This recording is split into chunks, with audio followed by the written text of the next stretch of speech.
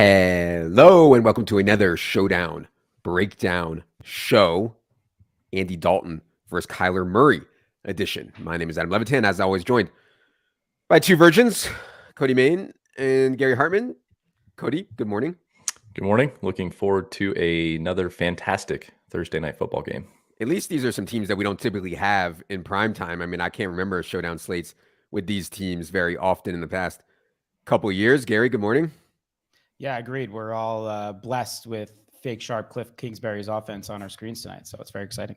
You know, I really think that's the biggest story of the game. How do the Cardinals react to Marquise Brown's injury, acquiring Robbie Anderson, and getting DeAndre Hopkins back all at the same time? It's a lot to process there on the Arizona side. I certainly have some takes on how it's going to play out. One thing I'll say, generally speaking, I mean, the way you beat this Saints defense is by throwing, and not going to have Marshawn Lattimore tonight. I mean, everybody is just trying to throw on the Saints. It's really hard to run on them, and that's fine by the Cardinals because their run game, I think, is mostly broken anyways from a macro perspective. Cody, how are you thinking about this game?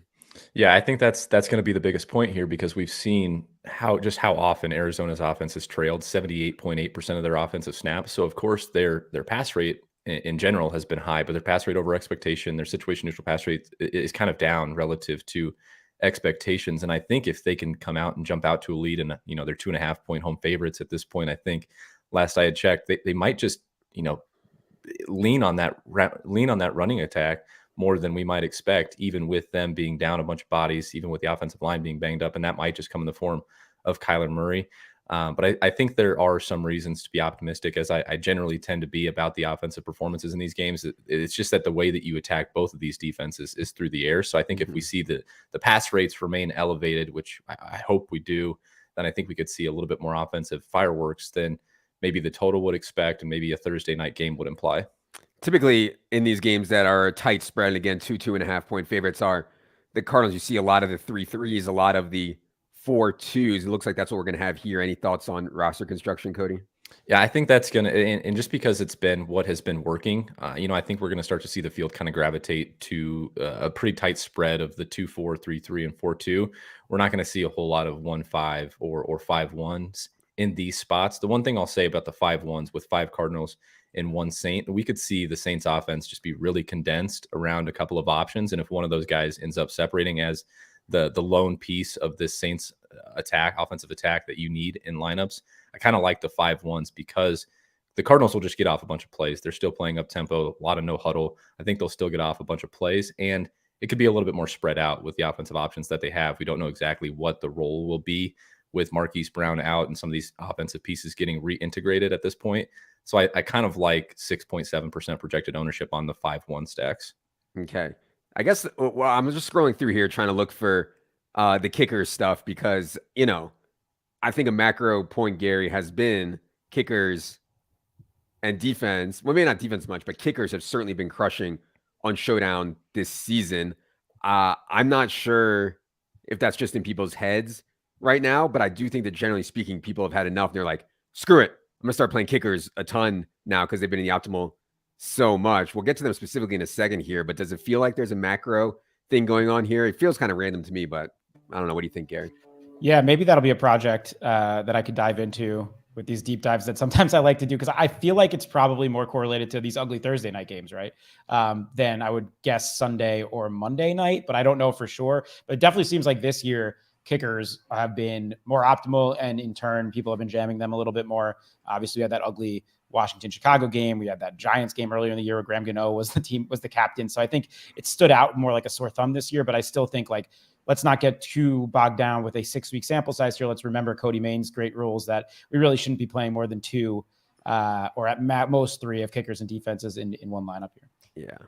I've had enough, Cody, of kickers in the optimal. It's enough. Yeah, I posted the tweet the other day, which is maybe where you saw it, but it's been at least one kicker in 52.1% of top 1% finishing lineups, at least one DST in 41.7, at least one DST or kicker in 73% of top 1% finishing lineups this season, which is, people were asking what's that like historically. It's way up, and I mostly attribute it to randomness and small sample size, but yeah. I know fantasy scoring and touchdowns and everything has been way down this season. Main slate, Showdown doesn't matter. So Again, attribute most of that to small sample size and just some randomness and variance, but who knows? I don't know. Maybe we see this as a trend going forward. Okay.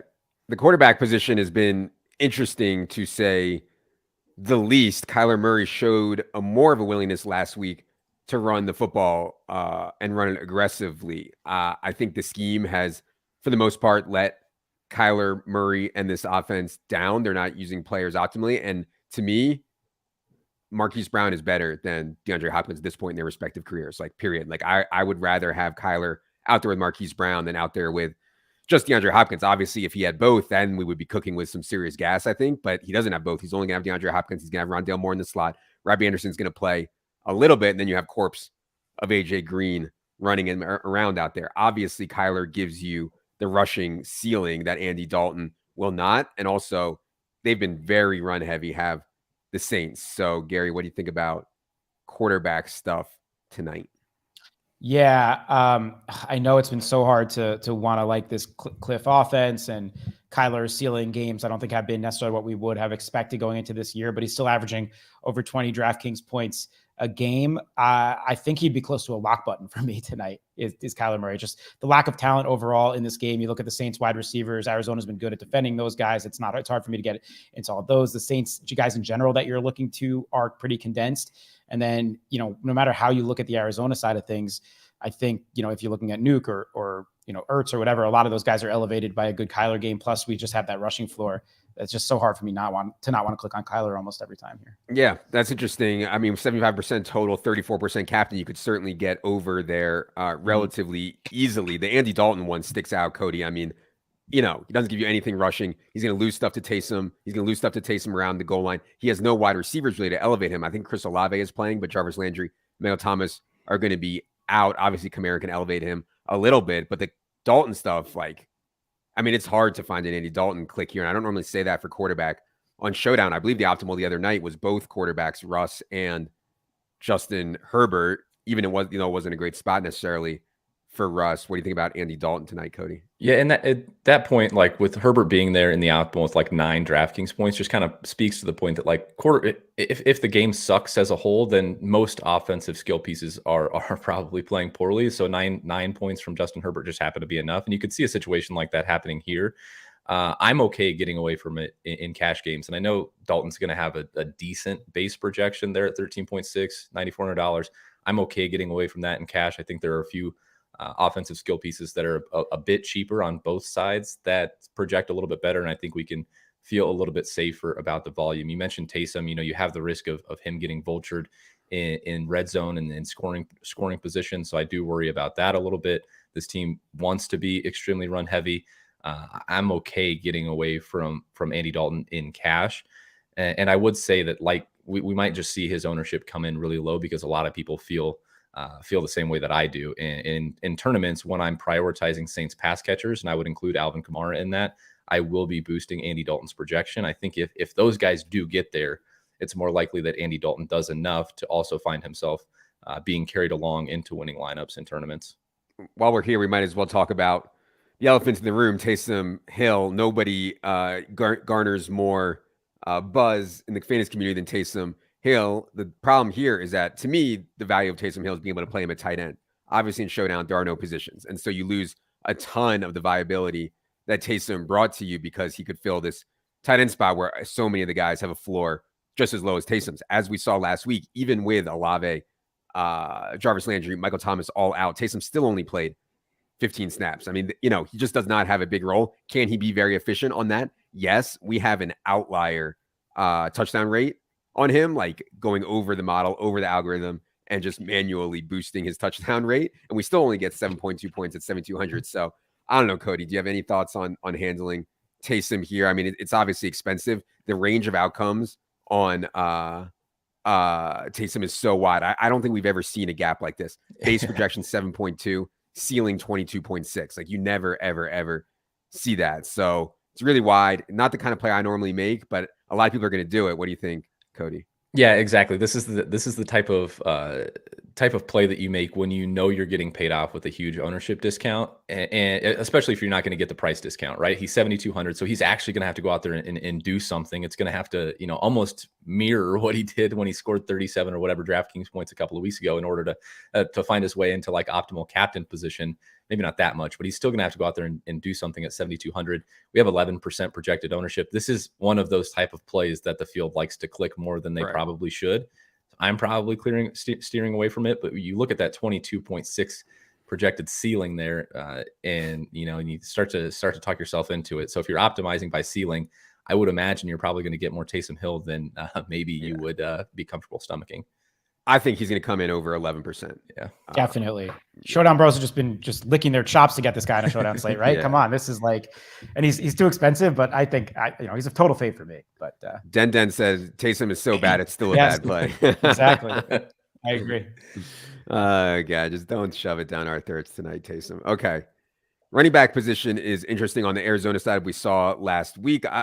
They officially rule out James Conner this week yet, or is it still game time decision? Do you guys know? Yeah, still game time decision. Obviously, you can see there we're projecting out, but and this is kind of goes with the theme of this slate. Like, we need to be around at lock for inactives because there's still a lot up in the air. We don't really have clarity on a bunch of guys yet, but for James Conner specifically, he is a game time decision.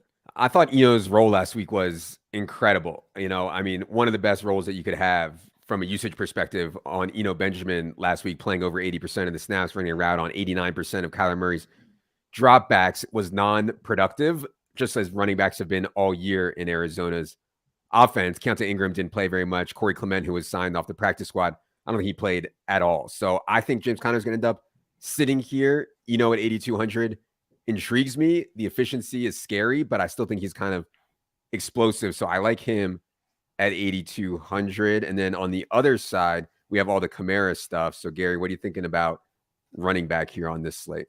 Yeah, we're going to continue to like Kamara more with Dalton under center, right? And I think that, the statistics have played that out over the last couple of weeks. If I think Kamara is the best play on this slate, I think Alvin's pretty clearly the second best. The ownership isn't too outlandish, I think, for what his ceiling is on this slate. 14%. Captain's a little hot for anyone that's not a quarterback, but I don't think I'm afraid of that necessarily. So I think he's just a good, solid play in cash or tournaments, no matter how you want to do it. If you want to be around the field or over, I have no problem. The Arizona side's a little tougher. Conner seems to be like a true game time decision. If he's ruled in, I think that would knock, into a place where he's probably an interesting play. But he's a little pricey now. He's priced as more of a starter. So I'm not thrilled about this Arizona running back side, but and I think in general would be more of a fade-ish type play if Conner doesn't play. But if he's in, I think I'm interested from a tournament perspective. Yeah. Any running back thoughts here, Cody, before we move on? Yeah, just quick on the Cardinals stuff. You can, if you scroll down, you can see that we have 22.7% projected ownership for James Conner as of right now, despite being a 0 in our base projections. And that's just because part of the market is projecting him in. Obviously, once James Conner gets ruled out, 85% of that 22% is going to get shoveled to Eno Benjamin, along with that 4.1% captain ownership is going to get shoveled to Eno Benjamin. I think at that point, it kind of makes him a spot where you can fade and just hope that he isn't efficient. But the role is sick. And if James Conner gets ruled out, he's one of those guys where I mentioned I'm okay fading Andy Dalton in cash. Eno would be one of those guys, $1,200 cheaper.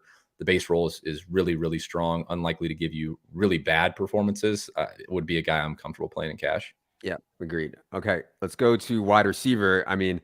Arizona side is just all over the place. I mentioned Marquise Brown is out. I mentioned Robbie Anderson is on the team, but expected to play limited snaps tonight. DeAndre Hopkins coming back from suspension tonight.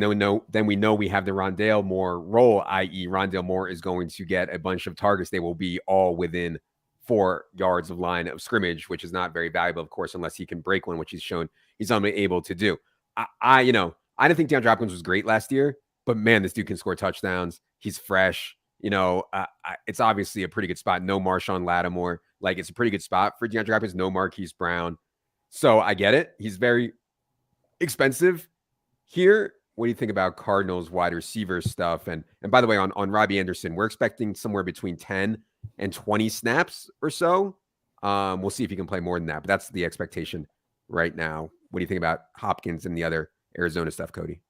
I think there's such a wide gap between Kyler Murray and Alvin Kamara down to DeAndre Hopkins that we will see captain ownership and flex ownership condense on the top two options. And D-Hop might get squeezed a little bit in order for the field to fit in those kind of guys. And that's where I think he gets a little bit more interesting. If, 43-ish% holds on his flex ownership or his total ownership, and we get, sub 8, sub 9% ownership at captain, that's a play that I'm interested in making. We don't know what the role is. There's a little bit of ambiguity there. He seems like he's ready for 100%. I can't imagine that he was just sitting on the couch, eating Cheez-Its during his suspension. I would imagine he comes in shape.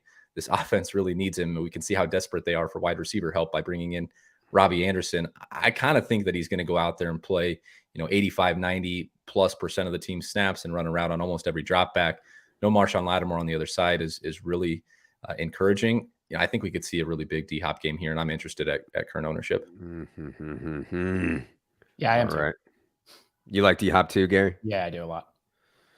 Yeah. And so does our Slack right now. Everyone's pumping themselves up about D-Hop. Well, I mean, when you drop a hype video as sick as D-Hop just did that said, "Don't call it a comeback," and he's like working out in a cave or a sewer or wherever he's at. I mean, sign me up.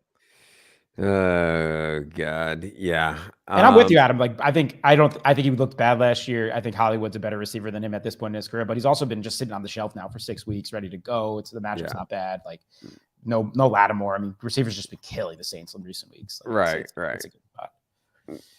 No, it's certainly a great spot. There's no doubt about it. There is no doubt about it whatsoever. I'll probably be the only one in America that is fading DeAndre Hopkins here, which makes me think that his ownership is probably going to come in above 43%. On the other side, we are projecting Chris Olave in as of now, I believe. I think he's going to play, right? Is that official yet, Cody? Yeah, he declared himself 100%. I think Underhill kind of co-signed that take that suspects that he'll be in.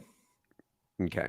Marquez Callaway and Traquan Smith will fill out the 3 wide receiver set here. Olave has been really, really, really good when healthy. Concussion stuff was scary, but he has had plenty of time off here. Gary, what do you think about Olave, Callaway, Traquan, anybody else in the New Orleans pass catchers? Yeah, I'm in full on Marquez Callaway sucks mode. I don't think he's a good receiver at all. And they've also Arizona's been good at defending true outside receivers. So like Keys is a fade for me. Traquan's been playing the slot more. I know Cody mentioned that. I think he was like 62% of his snaps last week. And he did find the end zone. Looks like Dalton trusts him a little bit more. So I think he's okay. And he's going to be like, he might be the so bad it's good play because he's priced above Callaway there. It's like, I actually think he's a pretty interesting tournament play.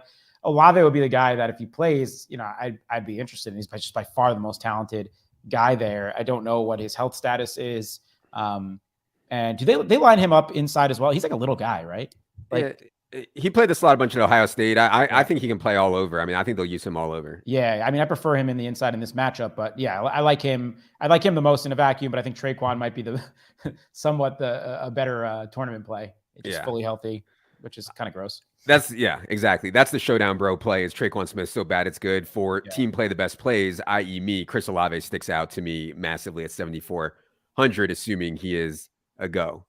Tight end position is interesting. Juwan Johnson's been playing well lately. I think he's been benefiting from all of the injuries, and you see we have a decent projection on Juwan Johnson there at very, very cheap. I feel like he's a guy people are going to look to save money here with Cody. And then obviously we know the deal is with Zach Ertz. He's not going to get you anything after the catch, but he's going to be very reliable. And I think he's, as always, a really good bet for 5 or 6 catches is Zach Ertz. Cody, any thoughts on the tight ends?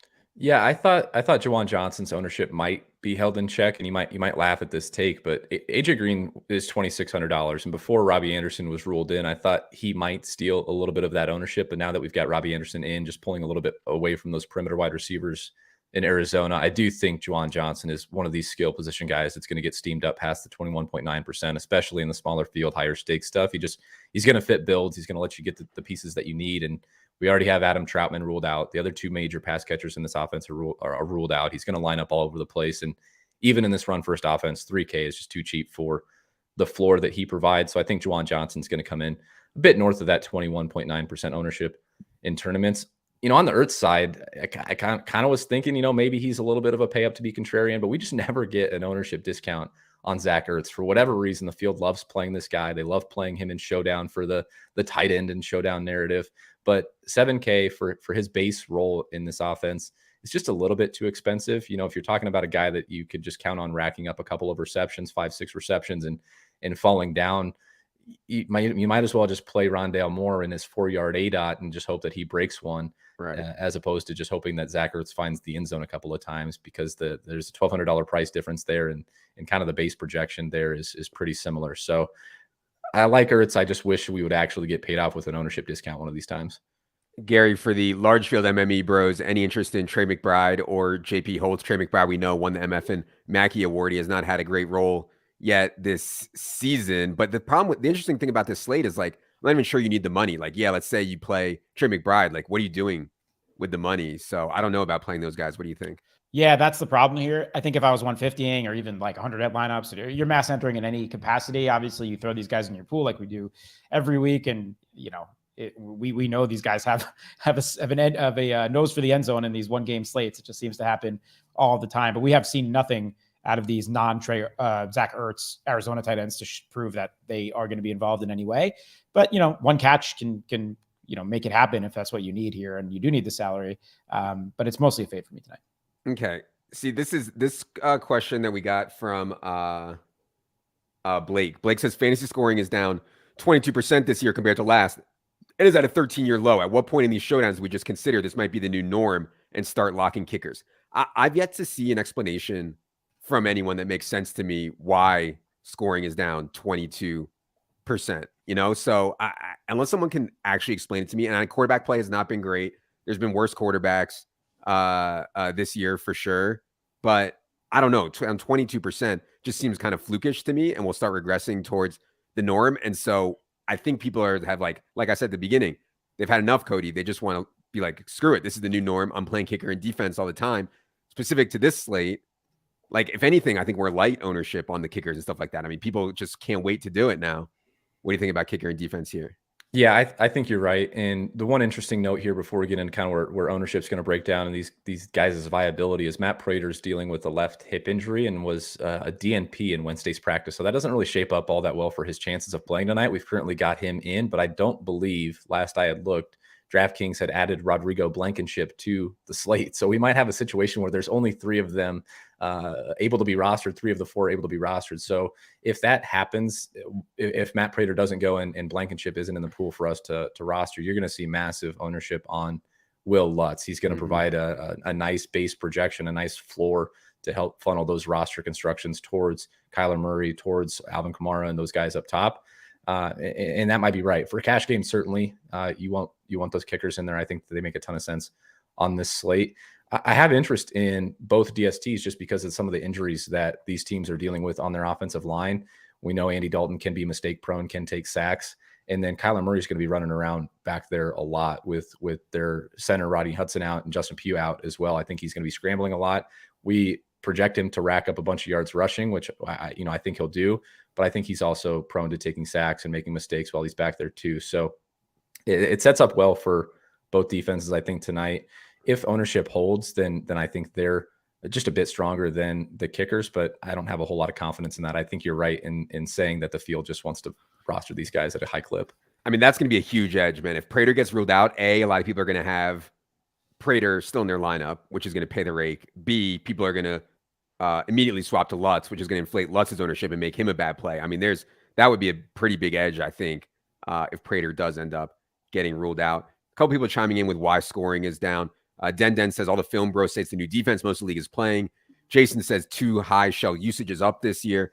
You know, we heard this last year with Patrick Mahomes, and Silva was hating when I was saying it, but you know, everybody's like, Chiefs can't score anymore. Everybody's just playing too high against them. Everybody's playing the double safety too high. Look, come on, man. These guys have been seeing every look for their entire life. I really don't think they'd just be like, oh, we solved Patrick Mahomes. We're gonna play two high safeties. That's it. Patrick Mahomes is over. I mean, come on. That's absolutely ridiculous. I've got some theories. I think offensive lines are starting to get even worse than they've been, while defensive lines are getting. Why are offensive lines getting worse? I don't know, but it's just every year it seems like we have a good half the league that has a less than competent offensive line, and then like pass rushers like Micah Parsons are existing, right? Where like these just super ridiculous athletic guys are coming back into the league, and also Like the same way that we had this wide receiver boom over the last couple of years, I think that's starting to a little bit go to the other side where like people coming up want to play cornerback like it's a cool thing. And then we have these super, super athletic corners that want to shut down these top receivers. These are just all my galaxy brain random thoughts. I mean, I don't know if it's, and our sample size is still small. Like it might not even stick, but offensive lines suck. Offensive lines in the entire league suck. Yeah. Are kids coming up less willing to play offensive line now? Like, are the best prospects less willing to play offensive line now? I don't know, man. That would be a question for like some college scouts or something like that. I don't know. I don't know. But yeah, I mean, certainly there's been a lot of injuries this year, but I feel like there's injuries every year. Anyways, let's get to some questions here. It'll take about 5 minutes of questions, if you guys have any, and then we can get into the flag plans, the planting of the flags.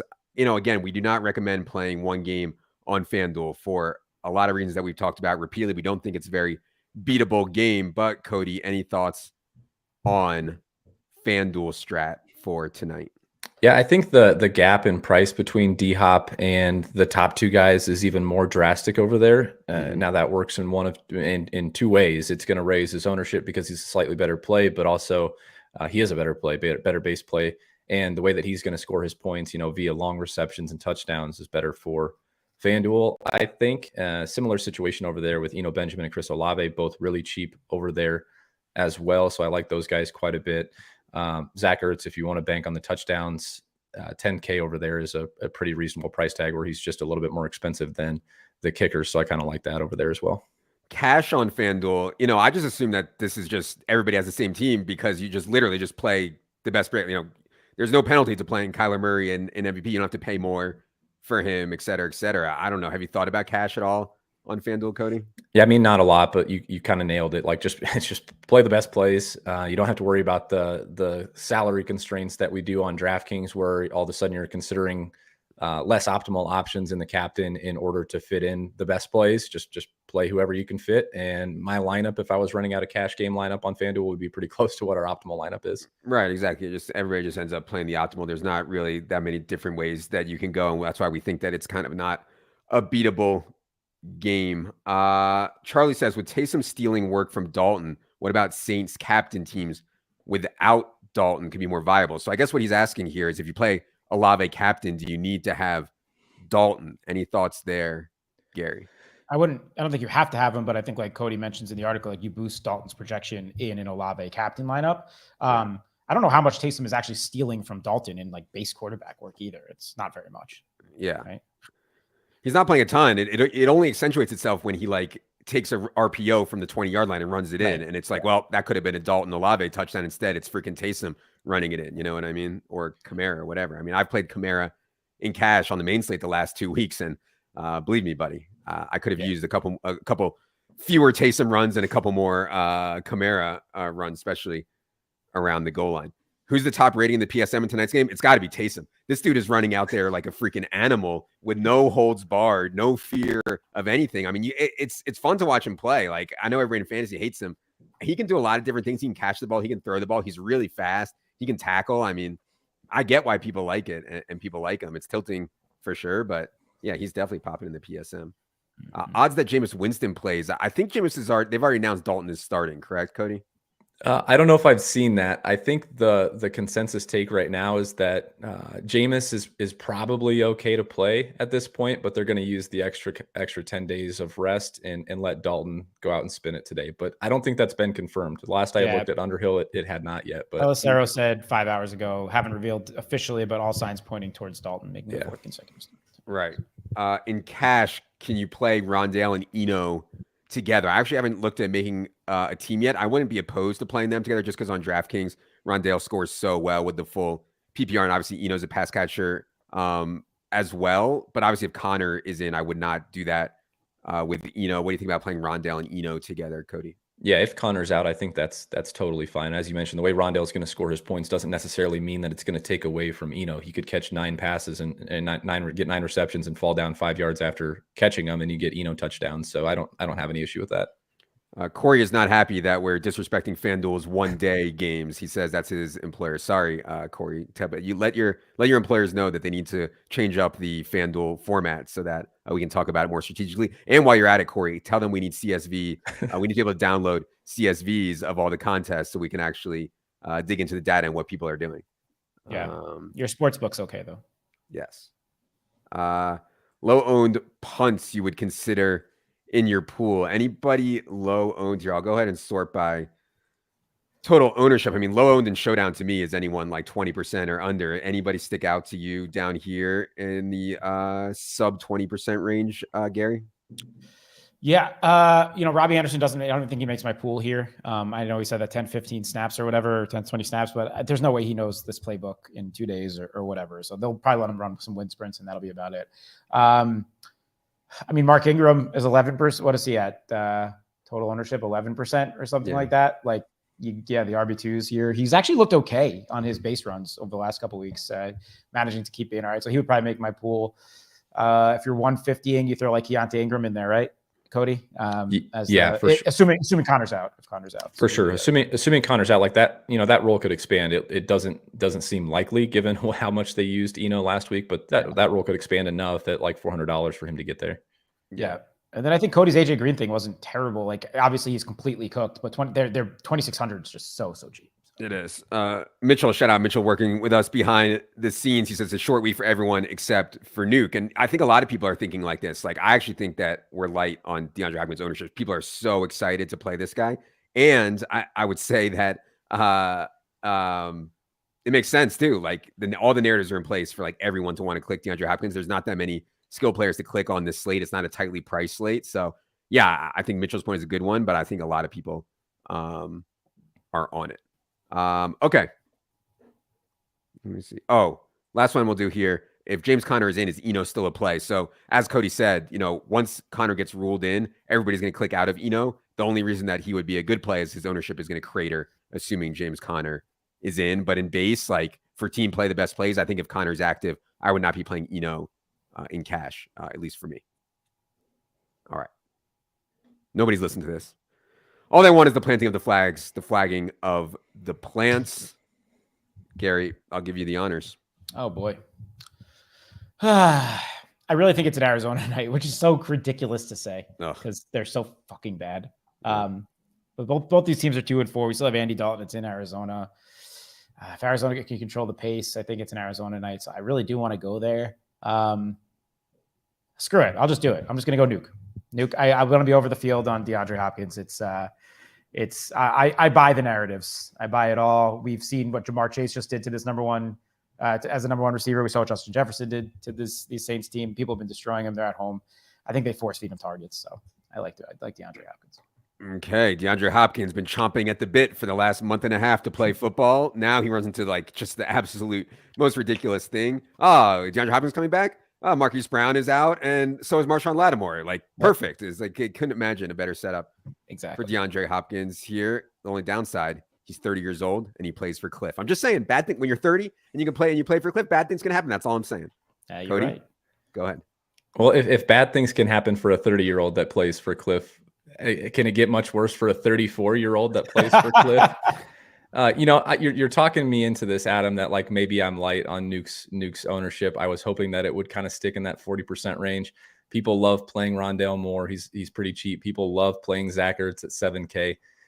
We have Juwan Johnson at 3K. We have all the kickers, all the DSTs down in this price range. No one is playing King Dust, AJ Green at 2,600. He's going to come in probably closer to 10% than we have there at 17.4 right now. He's $2,600. AJ Green, 34 years old. He is completely cooked, but he can still fall into the end zone. He can still land in a winning lineup. And this is no worse than Eric Saubert. This is no worse than Will Dustley. This is no worse than Kyle Rudolph. So I'm taking my my dad running flag plants to Arizona with AJ Green. No, this is sick. Adam, I think you have to go Zach Ertz. So we have the 30-year-old triumvirate, Arizona Cardinals pass catcher, right? You guys are both fired. This is ridiculous. two 30-year-old wide receivers, completely ridiculous. Before I get my flag plant, be sure that you do click like and hit subscribe on the YouTube for us. Does make a big difference. Allows us to keep continuing to make free content like this for you guys. I have to balance it out here. I was going to say Juwan Johnson because he went to Penn State and he's a tight end, and that fits two narratives that I like for Showdown, but you guys have already done it with two dust balls, so I'm just have to go to team play the best plays. Chris Olave is going to balance out the age model here. My pick before the year to be the offensive rookie of the year, gets a week off, obviously not a wanted week off, but gets a week off to clear out the cobwebs in his head after that touchdown catch 2 weeks ago that he made and suffered a concussion on. Expecting Chris Olave to be active tonight, and given the target competition, I mean, there's like no Marquez Callaway and Traquan Smith are not target earners by any stretch, and honestly, neither is Juwan Johnson very much either. I could see 11, 12 targets here for Chris Olave at 7,400. Let's do it. Chris Olave in the optimal. Jason is saying Adam's going to flag plant Lutz. Buddy, we're not flag planting kickers, okay? We're alphas. That's it. 4, Cody. 4, Gary. I am Adam. Good luck, everybody.